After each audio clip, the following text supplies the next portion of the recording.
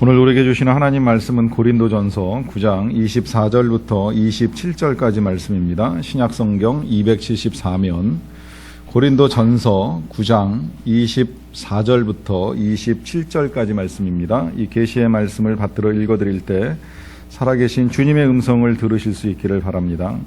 운동장에서 다름질하는 자들이 다 달릴지라도 오직 상을 받는 사람은 한 사람인 줄을 너희가 알지 못하느냐. 너희도 상을 받도록 이와 같이 다름질하라.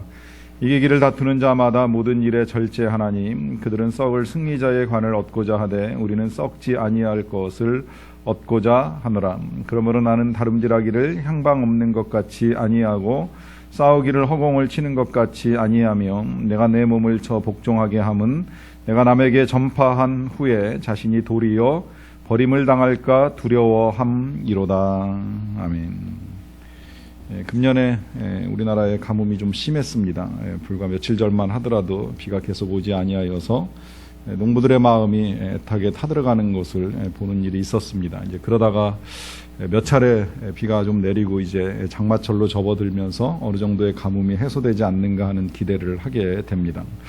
농사를 짓는 농부가 가뭄에 애타게 비를 기다리지만 그 비를 또 만나는 일은 반가운 일이지만 그렇게 내리는 비가 만약에 멈추지 않고 일주일, 이주일 또 한 달, 두 달 계속된다라고 하면 이 또한 썩 좋은 일은 분명히 아닙니다. 우리나라 가끔 한 번씩 이 농사 끝나가는 가을에는 이 태풍보다는 햇볕이 더 쨍쨍해야 되는데 태풍이 비를 몰고 와서 많은 비를 쏟아붓는 바람에 1년의 농사를 망치고 재산에 큰 손실을 가져오는 일이 종종 있었습니다. 그렇게 보면 부족한 것도 문제지만 넘치는 것도 좋은 것은 아니라고 하는 것입니다. 삶의 원리도 그렇습니다. 우리의 삶에 있어서도 적당하면 좋습니다. 모자란 것도 문제지만 지나친 것도 문제가 됩니다. 부족한 것도 문제가 되지만 과한 것도 문제가 될 수 있다라고 하는 것입니다.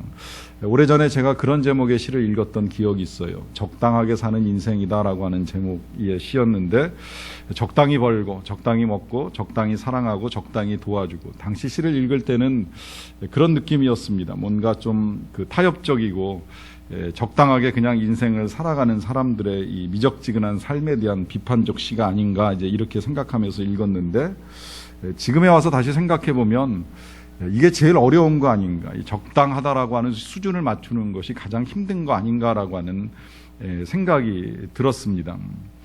왜냐하면 이 적당한 것의 수준을 가늠하는 것이 정말 어렵습니다.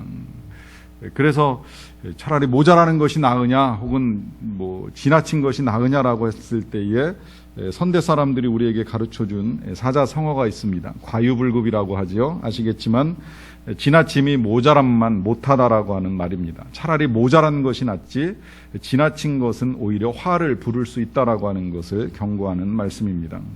제가 한때 안녕하세요라고 하는 이 대담 프로를 이제 좀 즐겨보던 일이 있었습니다. 이제 보는 이유 중에 하나가 현대인들이 살아가면서 가지고 있는 문제, 이제 그 프로 자체가 문제를 가지고 있는 사람이 나와서 고민을 이야기하고 이제 고민의 답을 찾아나가는 일련의 과정들을 보여주는데 보면서 어떤 고민들을 가지고 살아가느냐라고 하는 것을 이제 볼 기회를 좀 가졌었는데 보다 보니까 이제 보면서 좀 답답하다라고 하는 생각이 들었어요. 왜냐하면 이제 그 고민하는 사람들의 대상이 되는 가족들 중에는 다는 아니지만 이제 그 중에 취미를 가진 사람들이 많습니다. 근데 이게 이제 취미가 너무 깊이 빠져버린 거예요. 그래서 그 취미에 매몰되어 가지고 온갖 이제 재산을 다 거기에 쏟아 붓는다거나 아니면 그것 때문에 전혀 가정을 돌아보지 않는다거나 이제 시간만 나면 오직 그것만 매달려서 모든 것을 다 낭비하다 보니까 이제 그것 때문에 남은 가족들이 고민에 빠지는 겁니다. 그런데 그게 고민인 줄 모르는 그 취미에 빠진 사람들이 하는 이야기가 공통적으로 있더라고요. 그건 다는 아니지만 또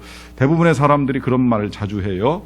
내가 술, 담배 하는 것도 아닌데 내 평생에 이거 하나 가지고 즐기는데 이게 뭐가 그렇게 문제가 되느냐, 이제 이런 식의 이야기를 하는 겁니다. 보니까 술, 담배 하지 않는다는 그 이유 하나 때문에 가족들은 고통을 받든지 말든지 어려움에 빠지든지 말든지 자긴 자기 하고 싶은 대로 계속 하겠다는 거예요. 이게 문제입니다. 물론 술, 담배도 과하면 그것 또한 문제가 되겠지만 이거 하지 않는다는 이유 때문에 또 다른 취미에 빠져가지고 가족들 중에 누군가가 힘들어하고 고통스러워한다라고 하면 이것 결코 좋은 일은 아니라고 하는 것입니다. 이 과유불급이 지극히 성경적인데요. 성경에서도 역시 지나침을 주의할 것을 말씀합니다. 그 단적인 증거가 이제 오늘 우리가 마지막에 나누게 되는 이 성령의 마지막 열매, 절제라고 하는 열매입니다. 이 절제라고 하는 열매가 지금까지 우리가 나눈 성령의 9가지 열매의 맨 끝자락에 붙어서 이것을 통하여 우리의 열매가 완성이 됩니다. 믿음도 완성이 되고 또 성숙함도 이것을 통하여서 분명히 드러나게 되어 있습니다. 왜 절제가 열매의 완성이 되느냐? 예를 들어서 제일 첫 번째 배웠던 이 사랑이라고 하는 열매, 최고의 열매입니다. 믿음, 소망, 사랑 중에도 그 중에 제일은 사랑이라고 우리 주님이 말씀하셨는데 이 사랑도 절제가 안 되면 문제가 됩니다. 이규복 교수님이 성경적 부모교실이라고 하는 책에서 이 부모의 사랑이 잘못된 경우를 몇 가지 예를 들었는데 과잉 보호하는 사랑도 있을 수 있는데 그 가운데 무절제한 사랑도 지적을 합니다. 이 무절제한 사랑의 예를 들어서 아이가 해달라는 대로 다 해주면 잘못된 길로 간다는 거예요. 또 아직 필요하지도 않고 요청도 하지 아니한데 그냥 미리 안아서 물건을 다 장만해주는 부모, 그냥 자전거 사주고 장난감 사주고 컴퓨터 사주고 계속 이걸 앞서 하다 보면 아이는 그것이 소중한 줄도 모르고 감사한 줄도 모르게 된다라고 하는 거죠. 이런 부모의 절제하지 못함이 결국 무절제한 자녀를 만들 수 있다는 것입니다. 기쁨은 하나님의 뜻이라는 걸 제가 자주 강조합니다. 수요일에는 다시 누려야 할 기쁨이라고 하는 주제로 빌립보서 말씀을 나누고 있습니다. 그런데 이 기쁨이라고 하는 것이 때와 장소를 구분하지 못하게 되면 이 기쁨은 자칫 잘못하면 미친 것이 될 수도 있어요. 아무 데서나 웃고 아무 데서나 희죽거리고 일단 우리가 벌써 이상하게 생각할 수 있잖아요. 특히 장례식장에서 지나치게 소리내고 웃게 되면 슬픔당한 자를 위로하기보다는 오히려 장례식을 더 고통스럽게 만드는 일이 될 수도 있습니다. 화평은 아주 좋은 것인데 이 화평을 위하여 무조건 참아야 된다라고 생각하면서 참게 되면 잘못하면 불의를 용납하는 결과도 가져올 수 있습니다. 우리가 지난주에 배웠던 온유조차도 필요한 것인 건 틀림이 없지만 지나친 온유가 우유부단이 되는 것입니다. 이제 그런 의미에서 절제는 이제 모든 것의 완성이 됩니다. 그 증거가 성경에 여러 군데서 나오는데요. 그 중에 한 구절 보면서 좀 더 생각을 해봅니다. 디모데후서 1장 7절 말씀인데 이렇게 말씀하십니다. 하나님이 우리에게 주신 것은 두려워하는 마음이 아니요 오직 능력과 사랑과 절제하는 마음이라 그래요. 여기 하나님이 우리에게 주시는 것 세 가지를 말씀하시는데 첫째는 능력이라 그럽니다. 물론 여기서는 이제 원래는 성령의 능력이지만 그것뿐만 아니라 모든 능력이 다 좋은 겁니다. 우리가 그것이 재력이 되었던 지적 능력이 되었건 어떤 능력이 되었건 사실 능력 자체는 좋은 거예요. 근데 이 능력이라고 하는 것이 사랑 없는 능력은 정말 위험합니다. 능력에 사랑을 겸하지 못하면 사람을 무시할 수도 있고 교만해질 수도 있고 악을 도모할 수도 있고 좋은 능력들을 나쁘게 사용하는 일이 일어납니다. 그러다 보니까 능력만 있어서 안 되고 사랑이 있어야 되고 그 사랑과 능력이 합쳐질 때 다른 사람들을 위하여 선한 일을 할 수 있는 힘이 되는 것입니다.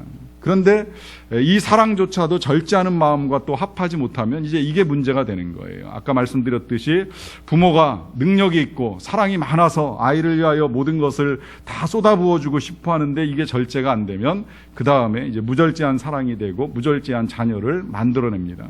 그러하기 때문에 능력도 있어야 되고 사랑도 있어야 되지만 절제하는 마음도 필요하다는 거예요.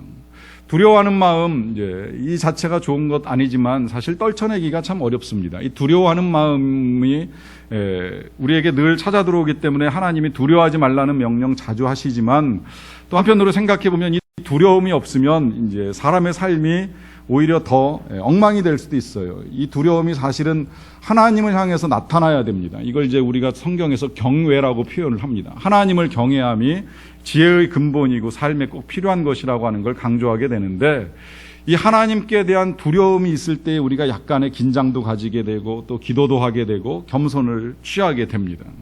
이런 하나님에 대한 경외 없이 그냥 두려움만 가지게 되면 이 두려움은 자칫 잘못하면 인간의 불필요한 상상을 불러일으킵니다. 그래서 현재 우리가 부딪힌 것보다도 더 큰 결과를 괜히 꿈꾸게 만듭니다. 우리나라가 이 메르스라고 하는 질병을 이제 싸워 나갈 때에 뒤늦게 경고했던 것 중에 한 가지가 질병보다 더 무서운 건 두려움이라고 하는 걸 자꾸 강조했던 이유가 여기에 있습니다.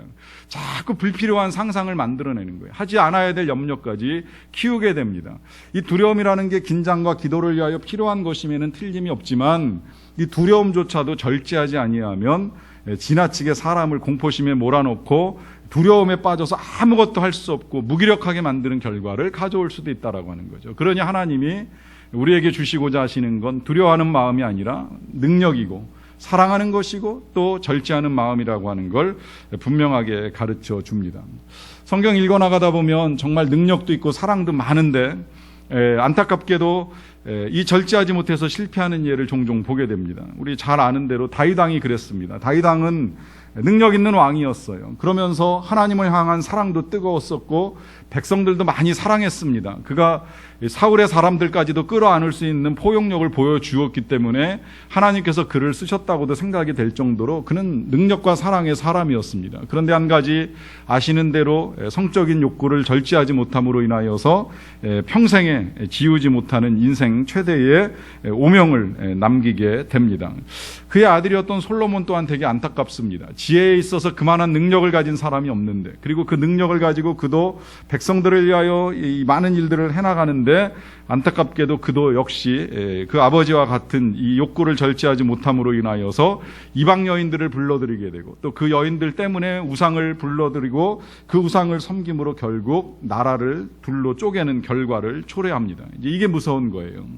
이 절제라고 하는 건 나 한 사람에게만 해를 가져오는 것이 아니라 주변을 힘들게 합니다. 이제 가깝게는 가족을 힘들게 하는 일이 있을 수 있고 또 공동체 안에서는 교회를 힘들게 하는 일이 있을 수도 있고 심한 경우에는 한 나라를 파탄에 빠뜨리는 그런 결과를 가져올 수도 있다라고 하는 것입니다. 이게 과거 구약 시대에만 일어나는 일들이 아니라 오늘날에도 일어나요. 한 사람이 술을 절제하지 못하면 술 때문에 만취된 상태에서 폭력을 행하기도 합니다. 어떤 경우에는 음주운전을 하기도 하면서 그 운전의 사고로 인한 피해자들이 고통에 빠지는 일들이 있습니다.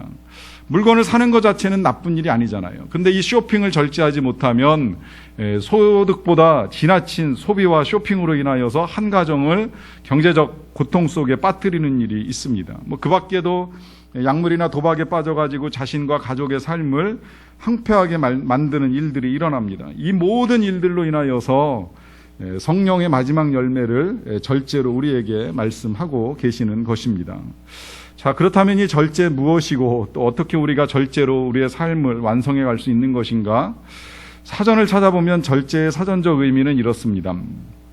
정도에 넘지 아니하도록 알맞게 조절하여 제한하는 것을 말합니다. 그러므로 이제 정의하자면 이 절제는 절대 금욕주의나 극기 훈련을 말하는 건 아니에요.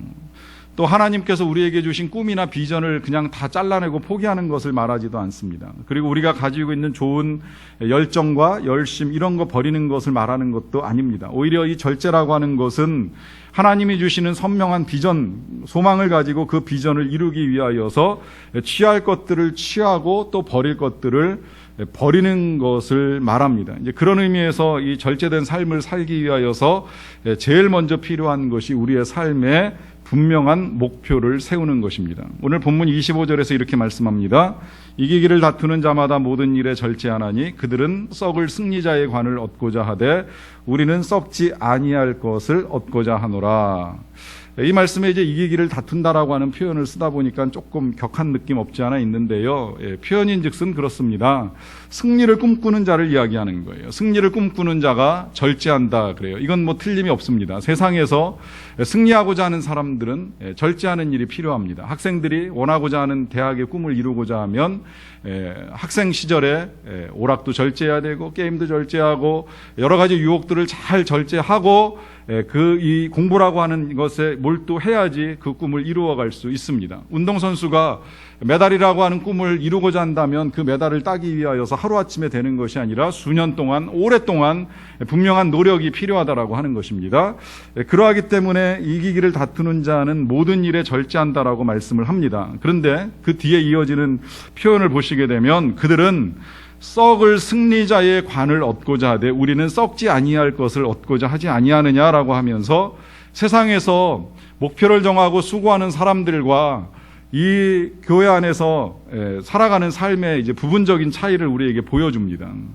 세상에서 좋은 진학을 꿈꾸고 좋은 메달을 꿈꾸고 인생의 성취와 성공을 꿈꾸는 사람들이 절제하는 일이 있는데 그 절제는 승리자의 관인 건 맞지만 썩을 승리자의 관이라는 거예요. 이것은 그들이 그렇게 해서 취하는 일들이라고 할지라도 결국은 이 땅 한 생애가 끝나고 나면 무용한 것이 될 수도 있다라고 하는 거죠. 근데 굳이 그 귀한 수고와 수고의 결과들을 성경이 그렇게까지 비교하면서 지금 말씀하고 계시는 이유는 무엇일까요? 우리의 꿈, 우리의 목표는 그것보다도 또 한 단계 더 높은 비전이 되어야 하기 때문에 지금 이와 같이 말씀하시는 것입니다. 우리는 썩지 아니할 것을 얻고자 하는 사람들이기 때문에 더더욱 절제가 필요하다라고 하는 걸 강조하기 위해서 이렇게 말씀하고 계시는 겁니다.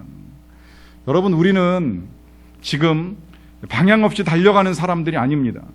우리 그리스도인들의 방향은 분명히 정해져 있습니다. 우리의 삶의 목표는 때가 이르게 되면 우리의 한 생애가 끝나고 이제 하나님께서 예비하고 계신 곳에서 우리의 주님을 다시 만나는 것입니다. 우리가 긴가민가하며 때로는 믿음을 가지고 정말 하나님이 살아계시다라고 하는 것을 우리가 확인하게 될 날이 우리에게 도래하게 되어 있습니다. 그날에 대한 소망을 가지고 달려나가는 사람이 그리스도인입니다. 그렇다라고 한다면 우리의 소망은 세상에서 썩어지고 끝나는 것이 아니라 썩지 아니할 것을 이루어가는 일입니다. 이 일을 바라보는 사람들에게 있어서 절제함이 필요한 건 두말할 것이 없다라고 하는 의미에서 오늘 주님이 이와 같이 말씀하고 계시는 것입니다. 여러분, 이 세상을 살아가면서 때때로 나는 왜 사는지 모르겠다, 또 무엇을 이루어야 될지 모르겠다라고 하는 질문이 아직도 남아있다라고 하면 오늘 이 시간을 통하여서 삶의 목표와 비전들을 다시 한번 분명하게 잘 생각을 하시기를 바랍니다. 때로 그 청소년들을 만나거나 또 우리의 자녀들과도 그런 대화를 나눴던 기억이 있는데 도대체 난 뭐가 될지 모르겠다, 무엇을 해야 될지 모르겠다, 어떤 과에 가야 될지 모르겠다, 목표가 없어서 공부가 안 된다 하는 이야기를 종종 듣는 일이 있습니다. 그럴 때마다 제가 그렇게 이야기를 합니다. 비록 지금 당장 내가 뭘 해야 될지를 분명하게 다 알지 못한다고 할지라도 해야 될 이유가 있다라고 하는 겁니다. 사실은요, 우리 나라에서 지금 뭐 중학교 1학년 때 아이들에게 다양한 경험을 통해 가지고 진로를 도와준다라고 하면서 이제 시험 안 보고 이렇게 아이들을 가르치는 일이 있는 것 같은데, 저는 한편으로 조금 이제 반대하는 부분이 없지 않아 있어요. 그렇다고 해서 애들이 중학교 1학년 때 정말 인생의 목표를 분명하게 발견할 수 있을까? 저는 솔직히 자녀들에게 그렇게까지도 이야기했습니다. 대학에 가지만, 목표를 정하고 대학에 가지만 네가 그 전공하는 것과 전혀 다르게 살아갈 수도 있다. 사실 그렇잖아요. 이 자리에서도 자신의 전공과 상관없는 인생을 살아가는 사람들이 많습니다. 물론 사람에 따라서는 뭐 꿈을 꾸고 꿈을 이루고 그 꿈을 통하여서 성취의 기쁨을 누리시는 분들도 많지만 우리의 인생이라고 하는 것이 꿈과 상관없이 만들어져 가는 일들이 있을 수 있습니다. 그런데 그거 하나는 분명합니다. 우리가 어떤 일을 하든지 무슨 일을 하든지 어떤 직업의 세계로 들어가든지, 이제 이게 제가 자녀들에게 가르치고 또 우리 청소년들을 만날 기회가 있으면 전해주는 것 가운데 한 가지인데, 어떤 일을 하든지 무엇을 하든지 목표는 한 가지, 그것은 하나님의 영광을 위하여 하여야 된다라고 하는 것입니다. 직업이라고 하는 것이 세상을 해하고 악을 도모하는 일이 아니라고 한다면 그 네가 하는 일을 통하여서 하나님이 영광을 받으시게 하라. 네가 하는 그 일을 통하여서 하나님이 기뻐하시는 일들을 선택하라라고 하는 요구를 하게 됩니다. 자, 그러면 이제 여기서 도대체 그 하나님께 영광이라고 하는 건 어떻게 이룰 수 있느냐라고 했을 때, 이제 여기서 우리가 착각하고 있을 수 있는 것을 좀 털어내야 될 필요가 있습니다. 우리의 출세가 하나님께 영광이 되는 것이 아닙니다. 우리의 성공이 하나님께 영광이 되는 것이 아닙니다. 우리의 진학이, 자녀들의 좋은 대학 진학만이 영광은 아니라고 하는 것입니다. 가장 중요한 영광은 성취하든 못하든 출세하든 못하든 진학하든 못하든 현재 하나님이 허락하신 그 삶의 자리에서 우리 안에 예수님을 닮아가는 것입니다. 성령의 열매는 결국 우리가 얼만큼 예수님의 형상을 드러내며 살아가느냐라고 하는 것을 보여주는 것입니다. 우리가 사랑하고 기뻐하고 화평을 추구하고 인내하고 살아가는 이 모든 삶의 내용은 결국 예수님을 닮아가는 것입니다. 그리고 그 예수님을 닮아가는 삶의 완성으로 절제가 필요하다라고 하는 것입니다. 만약에 우리가 정말 많은 돈을 벌고자 한다라고 하면 왜 돈을 벌어야 되는가? 그 이유는 정말 예수님처럼 힘들고 어려운 사람들을 먹이고 도와주고 나누어 주기 위하여 벌어가는 것입니다. 그저 내가 그냥 내 재산을 늘리고 내가 부유하게 살고 사고 싶은 것을 사고 쓰고 싶은데 쓰기 위하여 산다라고 하면 전혀 예수님하고 무관한 삶을 살면서 하나님 도와달라고 요청하고 이용하는 일이 될 수밖에 없다라고 하는 것이지요.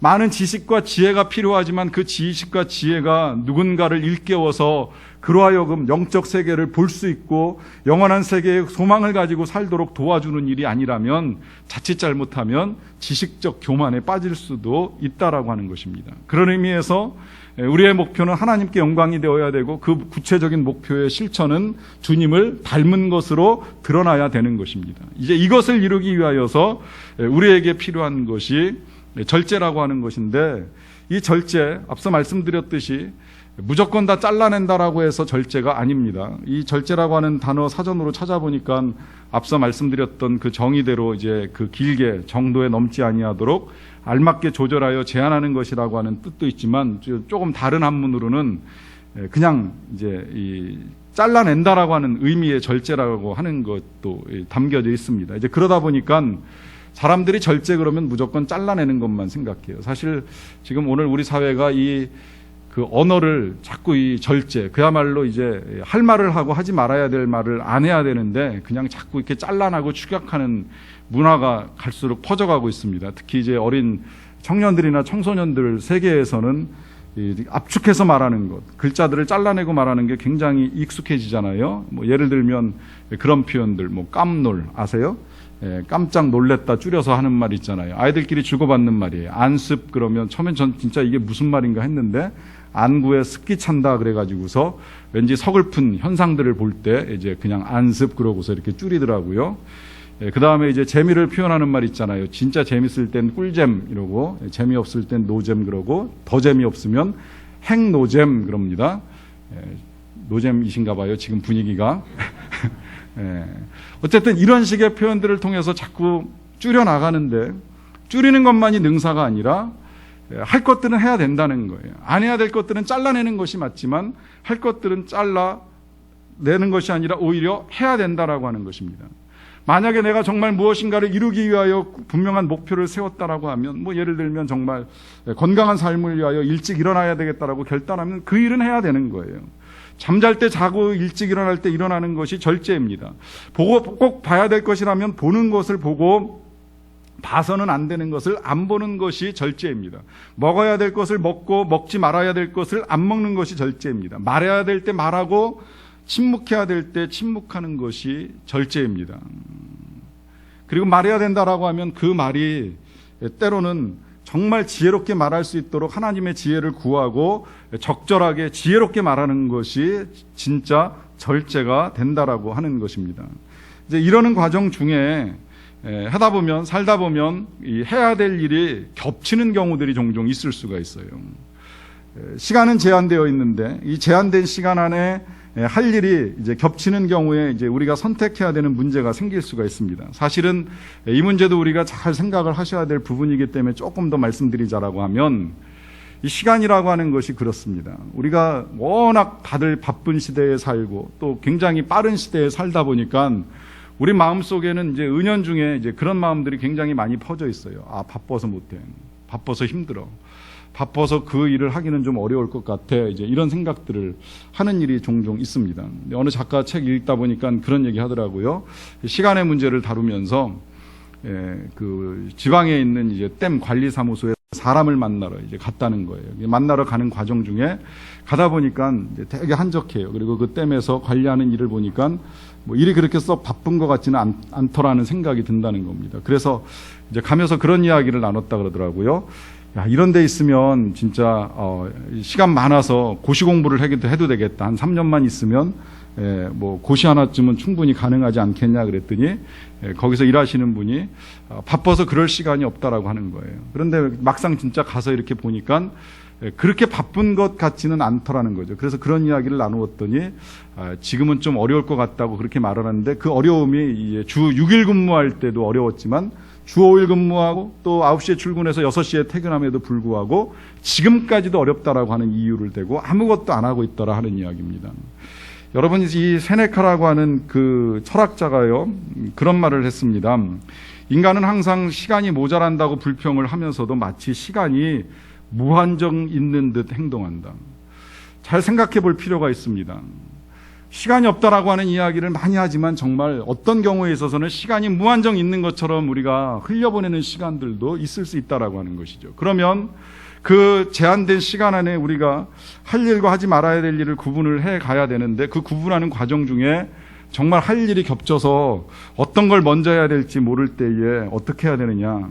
답은 우리에게 고통을 가져다 주는 일이라면 먼저 해야 되고, 그 다음에 조금이라도 덜 고통스럽거나 즐거움을 가져다 주는 일이라고 하면 그것을 나중에 할 수 있어야 된다라고 하는 것입니다. 이제 이 부분에 있어서 기독교 심리학자인 스카펙이 이런 말을 합니다. 고통은 피할수록 증가되므로 즐거운 일부터 먼저 할 것이 아니라 어차피 해야 할 일이라면 고통스러운 일을 먼저 하는 것이 낫다. 그래야 다음 일을 쉽게 해나갈 수 있다. 이 말씀이 틀리지 아니한 것은 정말 그렇습니다. 우리 하나님께서는 그렇게 우리의 삶의 형태를 만들어 놓으셨습니다. 반드시 고난 뒤에 영광이 있습니다. 십자가 뒤에 부활이 따라오는 것처럼 하나님께서는 우리가 비록 이 세상을 사는 것이 힘들다 할지라도 그 힘든 것을 통과해 나가는 과정 뒤에 놀랍게도 영광을 숨겨 놓으셨다라고 하는 것입니다.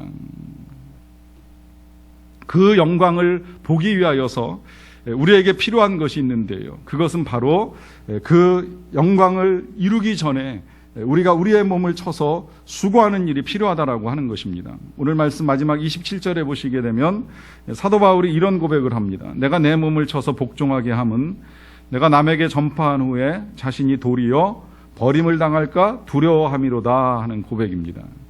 이 고백, 사도 바울은 전파하는 일을 했던 사람입니다. 예수님을 전하고 그 예수님을 통해서 사람들이 버림받지 않고 구원을 받는 일을 하도록 전하는 일을 했던 사람입니다. 그런데 그런 사도 바울이 이런 고백을 하는 거예요. 내가 전하기는 전하지만 그렇게 전한 뒤에 내가 혹시 버림을 당할까 두렵다라고 하는 고백을 합니다. 때때로 저 자신이 이런 고백을 할 때가 있어요. 제가 이 자리에서 여러분들에게 말씀을 전파하는 일을 지금 하고 있는데 전하고 나서 나도 이런 자리에 놓이는 건 아닐까라고 하는 두려움이 종종 밀려 들어올 때가 있습니다. 이걸 극복하기 위해서는 사도 바울의 가르침을 저도 따라가야 됩니다. 그 가르침은 지금 2절, 이 9절 앞부분에서 이렇게 말씀합니다. 내가 내 몸을 쳐서 복종한다. 몸을 쳐서 복종한다는 것이 무엇이겠어요? 몸이 쉽게 복종을 안 한다는 거예요. 몸이 쉽게 움직여지질 않는다는 거예요.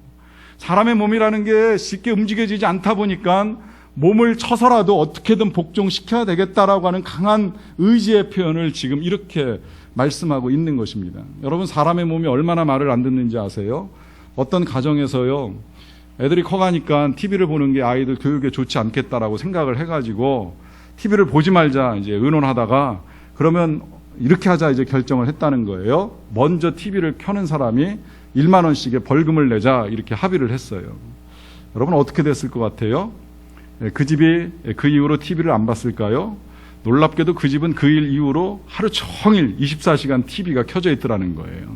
물론 24시간은 아니겠지만 밤에 잠잘 땐 누군가 끄겠지만 아침이 되면 알게 모르게 누군가 TV를 켜놓습니다. 서로 켰냐고 질문하면 항상 난 안 켰다, 아마 아이가 켰을 것이다 이렇게 이야기한다는 거죠. 근데 일단 한번 켜지면 절대 안 끈답니다. 왜 안 끄겠어요? 내가 보고 싶은 프로 봐야 되기 때문에 끄면 켜야 되잖아요. 근데 킬 때 벌금 내는 게 싫어가지고 그냥 켜놓고 눈치만 보면서 서로 안 끈다는 겁니다. 그래서 그 집의 테레비가 하루 종일 켜 있다는 거예요. 이것만 보더라도 이게 이 마음과 실제가 얼마나 다르다라고 하는 것이 너무나도 분명해집니다. 마음은 그렇게 하고자 할지라도 몸은 따라오지 못하는 거예요. 그런 의미에서 몸을 쳐서 복종하는 수고가 따르지 아니하면 절제할 수 없고 절제할 수 없으면 아무리 좋은 꿈을 꾸더라도 그 꿈을 이루는 것은 현실적으로 어려운 일이 될 수밖에 없다라고 하는 것입니다. 제가 절제 문제를 다루다 보면 결국 이 중독의 문제를 피할 수 없다라고 하는 생각이 드는데요. 대부분의 중독이 적당한 선을 넘어서서 행하게 되고 거기서 영영 이제 벗어나지 못하는 상태를 의미합니다. 이건 뭐 그냥 단순히 마약이나 도박만이 아니라요. 실생활에서 여러분들이 이건 정말 아닌데 헤어나와야 되는데 헤어나오지 못하고 있다라고 생각이 들면 이미 중독된 것이라고 보시면 돼요. 내가 내 의지로 이걸 통제할 수 없고 그것을 하지 않으면 견딜 수 없는 지경에 빠져 있다라고 하면 그게 중독의 상태입니다. 중독은 죄입니다. 뭐 죄가 아니다, 질병이다 이렇게 볼 수도 있습니다만 죄라고 말씀드리는 이유는 이 중독이 다른 사람을 괴로움에 빠뜨릴 수 있기 때문입니다. 또 나쁜 경우에는 내 영혼을 파괴할 수도 있고 심한 경우에는 나를 죽음으로 몰고 가는 결과를 가져올 수도 있기 때문에 중독은 뭐 죄 아니면 죄와 쌍둥이라고까지 표현을 하면서 치명적으로 다루어야 될 악한 질병으로 간주를 합니다. 문제는 이 중독이라고 하는 게 치유가 그렇게 쉽지 않다는 거예요. 일단 중독을 치유하기 위하여 필요한 것은 말 그대로 이제 이 중독을 극복하기 위한 선한 꿈을 꾸는 것이 필요합니다. 하나님의 영광이라고 하는 꿈이지요. 예수님을 닮아가는 꿈을 꾸는 것이 필요합니다. 근데 이것만 가지고 중독이 쉽게 극복되지는 않습니다. 이제 그러다 보니까 필요한 것이 하나님께 기도하는 일입니다. 도움을 요청하는 거예요. 진짜 내 힘으로 안 되기 때문에 하나님 도와달라고 하는 기도가 간절하게 필요합니다. 때로는 정말 금식하면서 기도하셔야 되는 상황들도 있을 수 있습니다. 그럼에도 불구하고 이 중독이 그러면 목표를 정하고 기도만 하면 다 되느냐? 실은 힘들어요. 제가 여러 책들을 읽으면서 이 중독적 질병을 치유하는 과정들을 연구를 직접 해본 적도 있는데 어떤 책도 속 시원하게 답하는 책이 없습니다. 이제 여러 가지 그 방법들 지금 말씀드린 대로 제시는 하지만 그 방법들로 다 해결이 나는 것도 아니라는 거예요. 어떤 경우에는 몸에 인이 박히거나 또 어떤 경우에는 이 중독이 가지고 있는 이 묘한 이 정말 이 악마적 그 기능이 사람으로 하여금 벗어났다라고 생각했다가 또다시 그 일을 하게 만드는 작용들이 있기 때문에 힘듭니다. 예를 들어서 담배를 끊는다라고 가정을 하면 뭐 일주일을 끊을 수 있고 한 달을 끊을 수 있고 몇 개월을 끊을 수 있는데 실상은 끊어진 것이 아니라 담배를 피우고 싶은 욕구가 잠들어 있는 거라고 보는 거예요. 근데 어느 한순간에 담배 냄새를 맡거나 속상한 일을 겪게 되면 그것 때문에 다시 잠들어 있었던 그 욕구가 깨어나면서 또다시 시작되는 게 중독의 무서운 증상이라고 할 수 있습니다. 그러다 보니까 아무리 내가 정말 금연이라고 하는 좋은 목표를 가지고 있고 또 그것을 위하여서 하나님께 도와달라고 기도를 하여도 쉽지 아니하다라고 하는 결론을 내릴 수밖에 없는 거죠. 이제 그러다 보니까 오히려 그렇게 표현해 준 책을 볼 때에 제 마음이 더 시원했어요. 아, 중독 그 증상 자체가 쉽게 치유될 수 없는 것이라고 하는 사실을 인정하라는 거예요. 그럼 어떻게 해야 되느냐? 그 다음에 이제 필요한 것이 바로 우리의 몸을 쳐서 복종시키는 것입니다. 이 복종의 과정에 있어서 필요한 것이 한 번 하고 포기하지 않는 겁니다. 두 번 하고 중단하지 않는 것입니다. 10번 하고 실패했다고 할지라도 거기서 이제 그만둬야 되겠다라고 낙심하지 않는 것입니다. 10번 아니라 20번이라도 이런 과정 중에 우리가 하나님 앞에 그런 약속을 드리는 일이 있습니다. 하나님, 내가 정말 이거 끊어내고 새롭게 살겠습니다라고 하는 결단을 하는 일이 있습니다. 그런데 안타깝게도 이 중독적 질병과 절제하지 못하는 우리의 삶의 태도들이 그와 같은 결단들을 무색하게 만드는 결과를 가져올 수도 있습니다. 그때 난 안 된다고 포기하시면 안 됩니다. 하나님과의 약속을 깨트렸다라고 해서 죄책감에 빠질 필요도 없습니다. 그만큼 우리는 절제하기 힘든 문제와 싸우고 있는 것입니다. 그러하기 때문에 오히려 우리에게 필요한 것은 그런 상황 속에서 다시 하나님께 기도드리고 또 시작하겠다라고 하는 용기를 가지는 것입니다. 하나님과 함께 잘라내고 하나님과 함께 더 좋은 일들을 이루어 가겠다라고 하는 목표를 세우고 또 다시 일어서서 발걸음을 옮기는 것입니다. 그렇게 살아가는 우리의 삶에 절제의 열매가 만들어지게 되어 있습니다. 그 일을 통하여서 영광을 돌릴 수 있는 저와 여러분들이 되시기를 간절히 축원합니다. 같이 기도하시겠습니다. 사랑하는 성도 여러분, 우리는 지난 2달 동안 성령의 9가지 열매들을 함께 말씀 가운데 배우는 일을 하였습니다. 여러분, 이 시간에는 우리가 좀 이렇게 결단하며 기도하는 시간을 가지기를 원합니다. 우리가 정말 열매 맺는 사람이 되기를 원합니다. 사랑의 열매, 기쁨의 열매, 화평의 열매, 인내의 열매, 자비의 열매, 친절의 열매, 그리고 충성과 온유와 절제의 열매를 맺음으로 예수님을 닮고 그 예수님을 닮은 우리의 성품과 삶이 하나님께 영광이 되기를 원합니다. 우리의 능력으로 힘드나 하나님 도와주시옵소서. 하나님이 함께해 주셔서 우리의 삶의 아름다운 열매가 하나님께 영광이 되기를 원합니다. 이와 같은 고백 함께 드리는 시간을 갖도록 하겠습니다. 같이 기도합니다.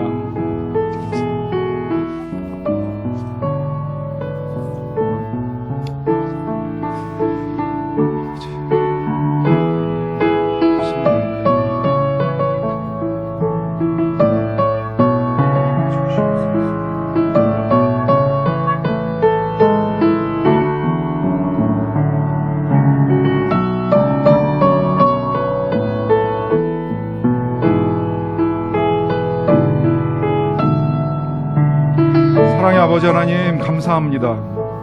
우리로 열매 맺도록 성령님을 허락하여 주신 줄로 믿습니다. 하오니 이제 우리 성령과 함께 우리가 아름다운 열매 맺는 삶을 살기를 간절히 원합니다. 부족할지라도 주님이 도와 주시옵소서. 도우셔서 사랑과 희락과 화평과 인내와 자비와 친절과 또 충성과 온유와 절제를 열매 맺는 자들이 되게 하여 주시옵소서. 이와 같은 열매로 주님을 닮아가며 주님께 영광을 올려드리는 아름다운 삶이 되기를 간절히 원합니다. 예수님의 이름으로 기도하옵나이다. 아멘.